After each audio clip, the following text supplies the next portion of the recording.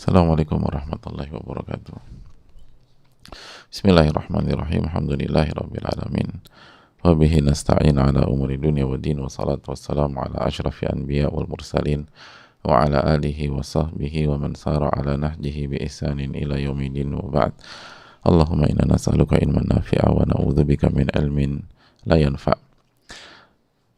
Alhamdulillahilladzi bi ni'matihi tatimmus shalihat. Segala puji bagi Allah yang dengannya amal ibadah bisa dilaksanakan dan bisa disempurnakan. Kita bersyukur kepada Allah Tabaraka wa Ta'ala atas berbagai macam kenikmatan yang Allah berikan kepada kita. Nikmat iman, nikmat Islam, nikmat umur, nikmat waktu, nikmat aman, nikmat kesempatan beribadah yang enggak Allah berikan kepada setiap pihak. Dan Allah akan tanya pada hari kiamat kelak, "Tsumma la tas'alunna yawma idzin 'anin na'im." Dan kalian pasti akan ditanya tentang nikmat-nikmat yang Allah berikan kepada kita. Allah juga berfirman, "Ayahsabul insanu an yutruka sudah." Apakah manusia berpikir mereka akan ditinggalkan begitu saja pada hari kiamat kelak? Apakah manusia berpikir mereka nggak dihisab? Apakah manusia berpikir mereka nggak diminta pertanggungjawaban? Apakah manusia berpikir mereka nggak ditanya oleh Allah? Ayahsabul insanu an yutruka sudah. Apakah manusia berpikir mereka akan dibiarkan begitu saja, suka-suka mengikuti apa yang diinginkan, melanggar, mengikuti hawa nafsu, berbuat zalim, lalu dibiarkan begitu saja, nggak diapa-apain, nggak diminta pertanggungjawaban, nggak diancam sesuai dengan kesalahan dan kemaha bijakan Allah Tabaraka wa Ta'ala. Ayahsabul insanu an yutruka sudah. Apakah manusia berpikir mereka bebas melakukan itu semua lalu ditinggalkan begitu saja? Itu sebuah asumsi yang keliru. Semua akan ditanya dan semua akan mempertanggungjawabkan. Semua diminta menjelaskan apa yang dia lakukan selama ini di kehidupan dunia. Maka mintalah selalu taufik dari Allah Subhanahu wa Ta'ala agar kita bisa menjelaskan apa yang kita lakukan dan Allah terima penjelasan kita dan kita dimudahkan dalam hisab dan dimasukkan ke dalam surganya. Amin ya rabbal alamin.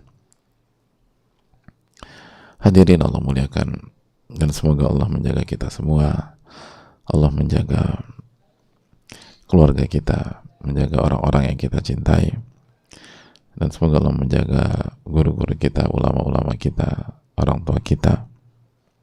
Semoga Allah menjaga seluruh kaum muslimin dimanapun berada, khususnya di tempat-tempat atau di belahan dunia yang sedang tidak kondusif, khususnya yang terzolimi, teraniaya di Palestina dan di berbagai macam tempat lainnya. Semoga Allah menolong mereka dari seluruh pihak yang ingin mencelakakan dan menyakiti mereka, dan semoga Allah Subhanahu wa Ta'ala memberikan pertolongannya. Fa innahu waliyyu dzalika wal qadiru alaih. Karena Allah Maha mampu melakukan itu semua, dan Allah yang melindungi orang-orang yang beriman. Dan jangan lupa untuk senantiasa mendoakan diri kita dan saudara-saudara kita, karena itu salah satu tanda keimanan dan bentuk kejujuran kita kepada Allah Subhanahu wa Ta'ala, khususnya mendoakan ketika yang didoakan itu tidak tahu bahwa kita mendoakannya. Bukankah Nabi SAW mengatakan bahwa apabila kita mendoakan saudara kita dan dia tidak tahu kita doakan, maka malaikat mengatakan dan berdoa, walaka bimithli, engkau pun akan mendapatkan hal yang serupa. Maka sekali lagi doakan saudara kita, khususnya yang sedang tertindas, yang sedang terzalimi, yang sedang teraniaya.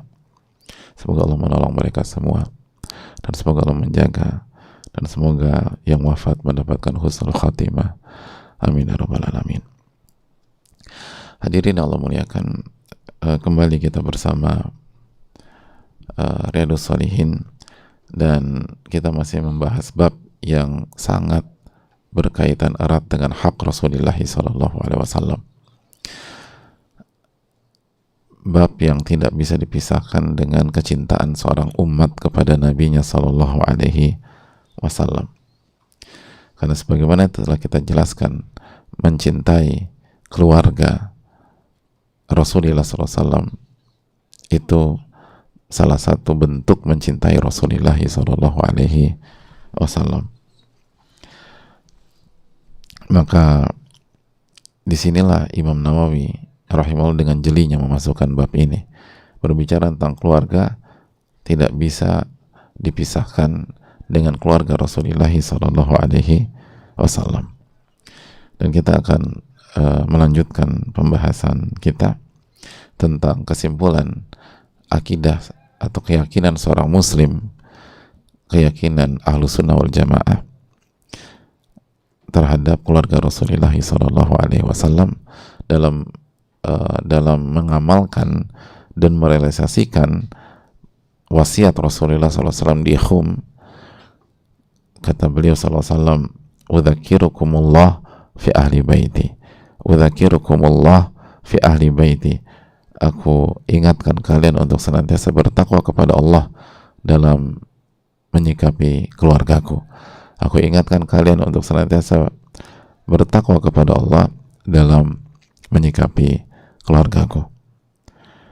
Dan itu adalah wasiat dari Rasulullah sallallahu alaihi wasallam yang harus kita ingat terus dan harus kita camkan, karena wasiat ini disampaikan menjelang wafatnya beliau sallallahu alaihi wasallam. Hadirin Allah muliakan. Selanjutnya para ulama kita mengatakan dalam buku-buku akidah, wa ahlu sunnah wal jamaah hum as'adun nasi haddan fil akhdhi bi wasiyatihi sallallahu alaihi wasallam wa riayati haqqihim. Dan ahlu sunnah wal jamaah adalah artinya seorang muslim ya, yang mengikuti sunnah Nabi sallallahu alaihi wasallam, itu maksudnya, dan selalu menjaga dan berusaha menjaga persatuan umat ahlu sunnah wal jamaah, adalah orang-orang yang paling bahagia dan yang paling banyak mengambil bagian dalam mengamalkan wasiat Rasulullah SAW untuk bersikap dan memuliakan keluarga beliau. Jadi sekali lagi, ahlu sunnah wal jamaah, seorang muslim yang berpegang teguh dengan sunnah Rasulullah SAW. Dan sunnah artinya jalannya Nabi SAW, konsepnya Nabi SAW, metodenya Nabi SAW, jalan hidup beliau, way of life-nya beliau SAW, adalah orang-orang yang paling bahagia, paling semangat, paling banyak mengambil bagian dalam merealisasikan wasiat Rasulullah SAW agar memuliakan keluarga beliau. Wa ri'ayah haqqihim, jadi wa ri'ayati haqqihim, dan paling mengambil bagian dalam menjaga hak-hak keluarga beliau alaihi salatu wassalam.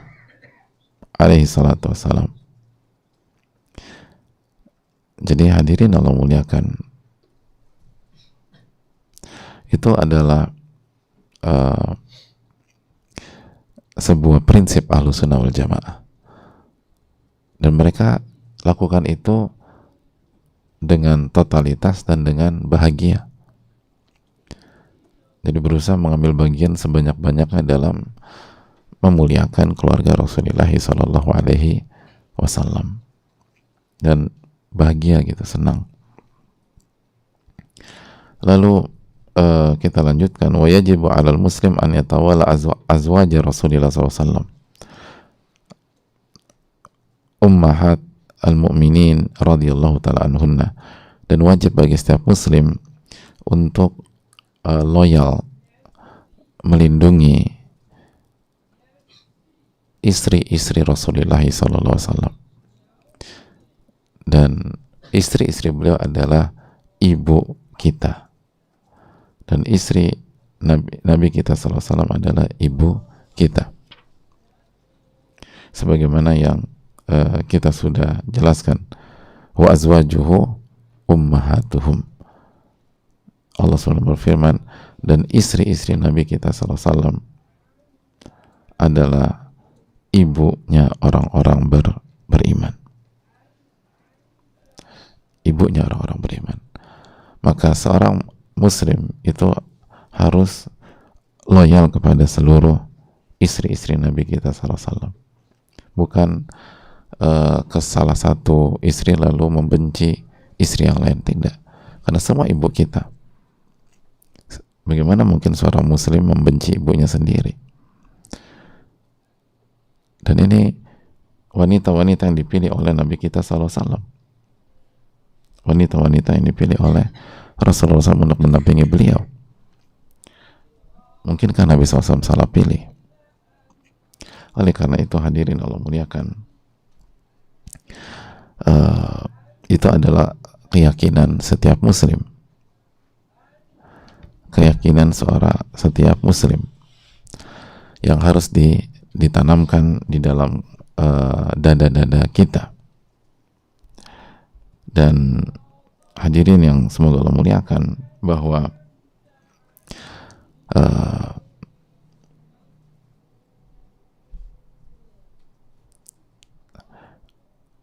ini salah satu bentuk memuliakan keluarga Nabi SAW, karena istri-istri beliau alaihissalatu wassalam termasuk ahlul bait dan menjadi bagian dari keluarga Rasulullah SAW.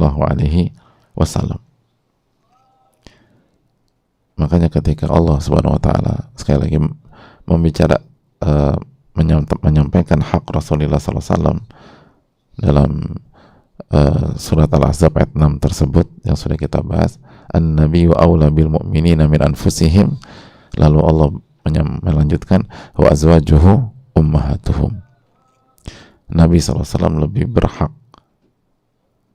atas orang-orang beriman dari diri-diri mereka sendiri, dan istri-istri beliau adalah ibu orang-orang beriman, adalah ibu orang beriman. Jadi hadirin yang semoga Allah muliakan, tidak heran bagaimana para ulama berbicara bahwa setiap muslim harus loyal, harus setia, harus melindungi. Mereka kan sudah wafat, Ustaz. Iya, maka kita harus melindungi nama baik mereka. Kita harus menjaga kehormatan mereka. Nggak boleh membunuh karakter mereka. Dan kita harus pelajari istri-istri Rasulullah Sallallahu Alaihi Wasallam. Karena sekali lagi itu adalah kewajiban setiap muslim, dan ini bagian dari sabda Nabi SAW, udzakirukumullah fi ahli baiti, aku wasiatkan, aku ingatkan kalian untuk bertakwa kepada Allah dalam menyikapi keluargaku. Itu yang perlu kita tanamkan bersama-sama. Hendaknya kita mencintai karena Allah Subhanahu wa taala ibu-ibu kita. Allah yang berfirman, wa azwajuhu ummahatuhum, istri-istri Nabi SAW adalah ibu orang-orang beriman. Gimana kita dengan ibu kita? Begitulah seyogyanya kita menyikapi istri Nabi SAW, bahkan lebih. Karena itu tadi, an-nabiyyu aula bil mu'minina min anfusihim, Nabi itu lebih utama bagi orang beriman dibanding diri-diri mereka. Maka keluarganya lebih utama daripada keluarga kita. Dan itulah keyakinan Abu Bakar As-Siddiq radhiyallahu ta'ala ketika Abu Bakar As-Siddiq berbicara dengan Ali bin Abi Thalib radhiyallahu ta'ala Abu Bakar mengatakan bahwa demi Allah, bahwa keluarga Rasulullah SAW lebih aku cintai dibanding keluargaku sendiri, tanpa mengurangi hak keluarga, dan selalu berusaha menunaikan hak keluarga, tapi keluarga Nabi SAW lebih utama. Maka istri-istri beliau alaihi salatu wassalam lebih utama. Inilah yang harus kita tanamkan bersama-sama. Wallahu ta'ala alam bisawab.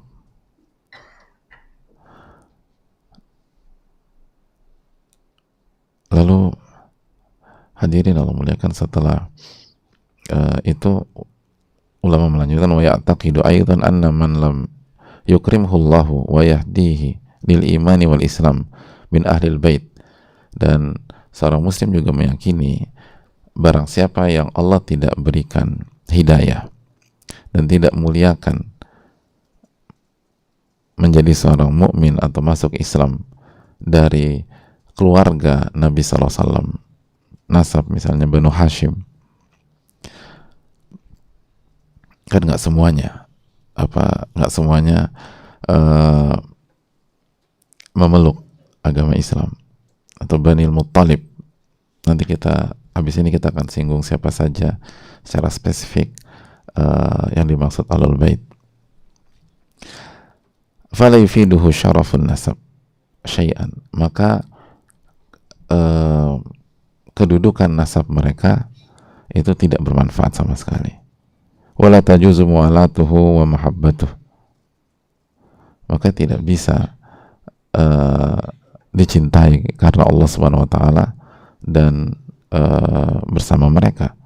Fa inna Allah ta'ala rattabal jazaa wa thawaba 'alal a'mal la 'alal ansab, karena akhirnya pada intinya Allah Subhanahu wa taala mengaitkan ganjaran, reward dan punishment itu berkaitan dengan iman dan amal ibadah, bukan dikaitkan dengan nasab. Pada akhirnya akan ke sana. Gitu.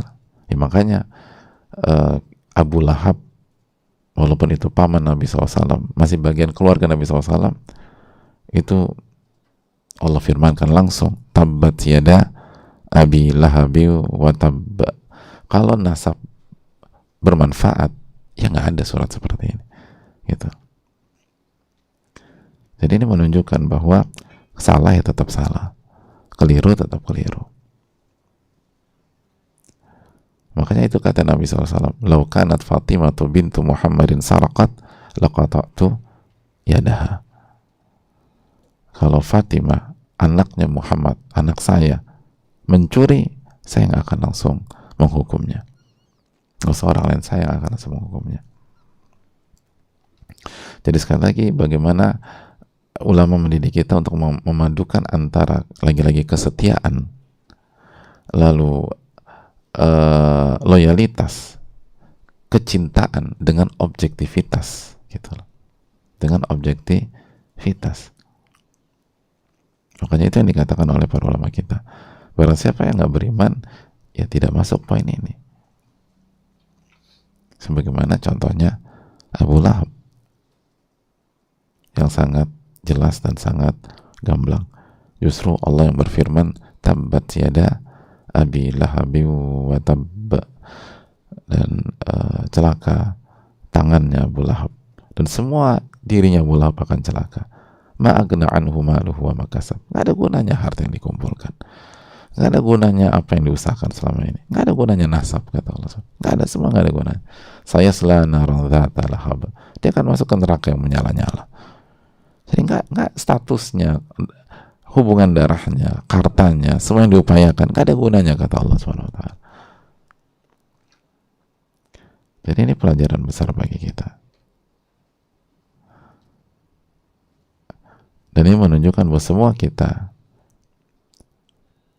kita dan itu yang ditunjukkan keluarga Rasulullah SAW, ditunjukkan oleh istri-istri Rasulullah SAW, anak-anak beliau, cucu-cucu beliau, mereka dan sepupu beliau seperti Ali bin Abi Thalib radhiyallahu taala anhum ajmain, mereka berusaha mengikuti sunnah Nabi SAW. Dan mereka diantara orang-orang yang paling semangat mengikuti sunnah Rasulullah SAW dan memperjuangkan sunnah Rasulullah SAW. Lihat bagaimana Ali bin Abi Thalib mempertaruhkan nyawa beliau dalam memperjuangkan sunnah Nabi SAW dan Nabi kita SAW ketika hijrah, mempertaruhkan nyawa nyawa beliau. Ali bin Abi Thalib mempertaruhkan nyawa beliau radhiyallahu ta'ala an dalam menjalankan perintah Rasulullah SAW ketika Nabi SAW meminta beliau untuk stay dan menggantikan posisi Rasulullah SAW di rumah untuk mengecoh. Lalu tugasnya mengembalikan harta-harta yang diamanati oleh orang-orang Quraisy. Dan untuk menjalankan perintah Nabi SAW tersebut, beliau Ali bin Abi Thalib radhiyallahu ta'ala mempertaruhkan nyawa beliau. Itulah Ahlul Bait. Itulah keluarga Nabi SAW yang sejati. Makanya nggak heran kita harus memuliakan mereka, karena mereka bukan hanya